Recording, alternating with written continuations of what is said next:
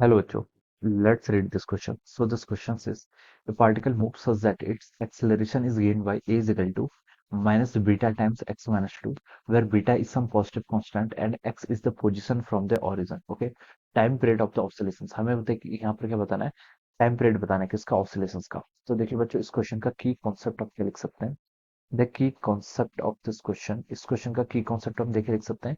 हमें यहाँ पर टाइम पीरियड बताना है, बेसिकली क्या बताना है आपको, time period. Alright, so we can write down the key concept of this question is time period. ठीक है। अब देखिए बच्चों टाइम पीरियड देखिए हम कैसे फाइंड आउट करते हैं। अगर कोई पार्टिकल देखिए यहाँ पर क्या बोल रहा है, ये आपका ऑसिलेशंस कर रहा है। क्या कर रहा है आपका, ऑसिलेशंस कर रहा है। ठीक है, ऑसिलेशंस कर रहा है। और हमें देखिए यहाँ पर एक्सिलरेशन की डिपेंडेंसी दे रखी है विद डिस्प्लेसमेंट। ठीक है, एक्स क्या है देखिए इसमें लिखा है, x is the position from the origin. ठीक है, तो हम बता सकते हैं जो आपका एक्सेलेरेशन है वो किसके है, आपका पोजीशन के आंसर डायरेक्टली प्रोपोर्शनल है। इतना हम बता सकते हैं। ठीक है, और हमें टाइम पीरियड बताना है। ठीक है, तो देखिए बच्चों इससे पता चल रहा है कि देखिए ए अगर आपका माइनस ओमेगा स्क्वायर एक्स के, जैसे हमें पता है कि एक्सेलेरेशन क्या होता है आपका, acceleration is directly proportional to displacement. और अगर A is equal to minus omega square, तो ये आपकी किसकी कंडीशन होती है, this is the condition for the SHM. ये ऑसिलेशन कर रहा है और ऑसिलेशन के अंदर क्या कर रहा है आपका, एसएचएम कर रहा है। ठीक है, ये कंडीशन हम यहाँ पर से बता सकते हैं। यहाँ पर देखिए इस इक्वेशन के करस्पॉन्डिंग यहाँ पर क्या लिखा है, A is equal to minus beta times आपका कितना गिवन कर रखा है, एक्स माइनस 2। ठीक है, ये हम यहाँ पर आपको ऐसे गिवन कर रखा है।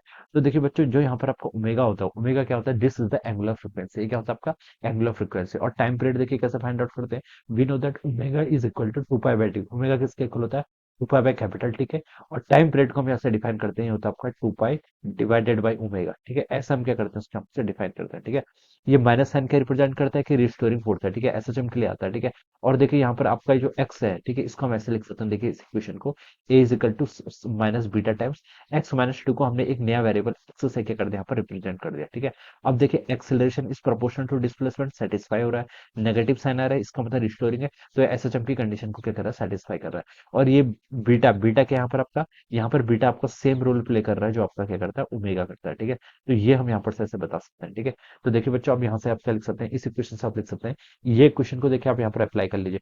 ओमेगा यहाँ पर ओमेगा कितना है, अंडर रूट ऑफ बीटा। ठीक है, कितना है, under root of beta. It should be equal to 2 pi by T. ठीक है, और हम यहाँ पर से लिख सकते हैं जो आपका टाइम पीरियड होगा, ये किसके इक्वल होगा आपका, 2 pi times 1 over under root of B. ठीक है, तो ये क्या होना चाहिए इसके यहाँ पर से, टाइम पीरियड ऑफ दिस, इस मोशन का आपका टाइम पीरियड ये होना चाहिए। ठीक है, तो this should be the answer of this question.